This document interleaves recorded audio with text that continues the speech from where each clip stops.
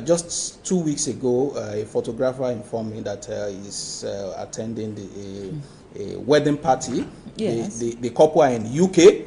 Because of COVID restriction, the parent of the groom and the bridegroom could not make it to UK. So they are having their own, while the meeting, the joining section is going on in UK, they were having their own wedding, Right here in Nigeria. and they were zooming it live. You understand? Interesting so party. It's catching up, and that's not the first one. My siblings got married during the COVID lockdown, and the pastor wanted to join them, was in Ilorin. And so it was a WhatsApp call. He joined them by WhatsApp. And another pastor was here. So it was like, I've just seen that, they say they pray for people over the phone. Said if you're in the hospital and they pray for you over the phone, what stops you from being joined over the phone as well? So that is one of the power of the social media. That's one of the power of it goes beyond just putting idea in the on the internet. There are a lot of entrepreneurship that could go on. There are a lot of innovation that could go on. So it's basically catching on in Nigeria as well. But we need to improve the infrastructure that supports all this, which is the internet. Let's listen a bit to Chioma, who wanted us at all costs to the event planners and people who play that industry, wanted them to, as much as possible, improve on themselves.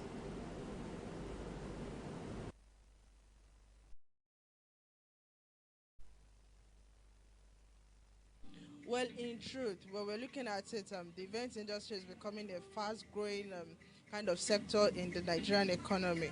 Without events, a whole lot of, how will I say it? Okay, because of events, people are being able to boast that they are being employed in jobs. We have like the decorators with their staff, you have caterers with staff, you have everybody with their staff. So contributing to more economic opportunity, and definitely, when there's more economic opportunity, we have a growing GDP in the country. That's just it. Anytime you go for an event or you attend event seminars like this, 99% of people in attendance are always women. And when you also go for events, even you notice that 99% of the vendors there are also women. So it's like women are taking over in the event industry. So more and more we keep encouraging more women that, listen, you can't just afford to be a stay-at-home mom. There's nothing wrong with being a stay-at-home mom, but at least there are some jobs that you can still do that will permit you to have time for your family and also for yourself. So event industry is doing much more than that. Do you know how many people are very happy now? Just walk around and you see a whole lot of people. Look, the event decorators, the guys that decorated this place. I was here yesterday. They decorated it. Obviously, they have earned some money. Do you know the thousands of people, that the event industry, supports, either as a part-time or full-time, is big time. And I think it's what government should look towards and support them in whichever way they look at it, because they take off a lot of people off the unemployment table. It's just that in Nigeria, we tend to overlook such things. In the UK will protect even an organization that is about to, to go bust, and maybe only about 20 people are going to lose their employment. But even losing one, the UK government will jump on it to defend that, to see how you can keep. Welcome back. We're still talking about Nigeria and some of the industries that need urgent intervention. One story also caught my attention on the front page of the Punch newspaper this morning. The growers of mushroom said mushroom can generate 16 million jobs, 1.8 trillion revenue. Wow. Mushroom. When was the last time you saw a mushroom? The last time should be in the maybe late 90s. I have in my house as we speak. Oh, how do you grow it? I have a friend who works with BBC Media Action, who has a farm, a mushroom farm in Enugu, and sends me mushroom. Wow. He actually sells mushroom. Wow. He sends me mushroom, sends me some samples. He dries it, he sells it raw. And apparently in the East, they even sell it in supermarkets. Wow.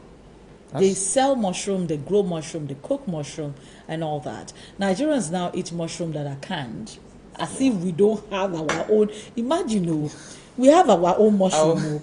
Nigerians will now be eating mushroom. We eat pizza every day. Yes. I mean, the big pizza brands in Nigeria use mushroom for their pizza. And we grow mushroom here. So imagine what these growers are actually saying can generate 16 million jobs if our young people will just go into mushroom farming. What do you think? I think that's very interesting because I remember in the early 90s, I mean, when we go to farm, interestingly in Lagos, then there are some places that are not, highly developed that you still have farms then. And then on dead woods, we pick these mushrooms and then we make soup and delicacy out of them. So there's a need for Nigerians to promote our own cultural diet. Because that is what the Chinese are doing.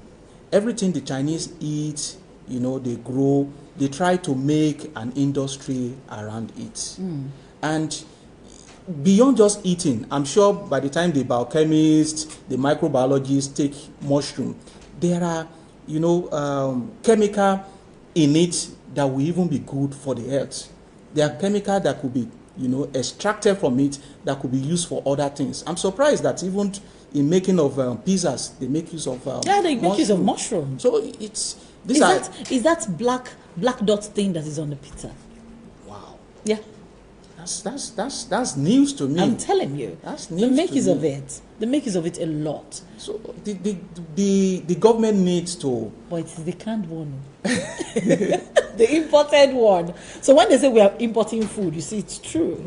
That's wasting of foreign currencies. And that's what the government is trying to do. You want to bring in corn, you use foreign currency for it. You want to bring pepper, you want to bring things that can be grown locally. So what the government can do, first of all, you need to promote it. Because if you don't promote it, there's no how people will know that such thing can fetch money or they can build an industry around it. So we need to promote that and other things that will grow in Nigeria that can bring in revenue. You see, the interesting part of our conversation this morning is I hope the Nigerian youths are also listening because despite your best intentions, despite your thoughts that there are no opportunities, apparently these opportunities does exist if you look further than your usual thought process. I mean, if they are telling us right now that we could generate 16 million jobs from just mushroom, then Nigerian youth should pay more attention to farming. And when they say farming, it shouldn't just be about the rice, the yam. I have a friend, the Bumper Breakfast friends. They come regularly here. The farm oranges, watermelon, fruits, cashew. And these are things that have become quite popular for all of us, but we're not paying attention to. All right, on this particular note, I want to say one story made the front page of the Punch newspaper today and so many other papers. This young lady, the story trended on social media a couple of months ago and last week particularly because this young lady apparently was one of the people arrested in Ondo State during the #EndSARS protests. Since she was arrested, she had been in detention. She was pregnant. She was an 18-year-old pregnant girl who was arrested pregnant, and she delivered in captivity. She delivered before her bail was sought, before her bail was given. She wasn't given bail until just yesterday, and she did come out with the baby. Let's take a look at that picture. My director has it.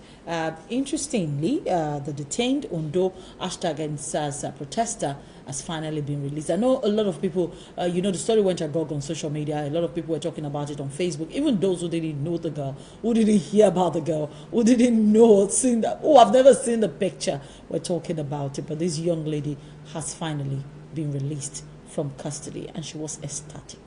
She was ecstatic. That's just the word. She was glad that finally she can go home with her child. Let's take a look at that picture.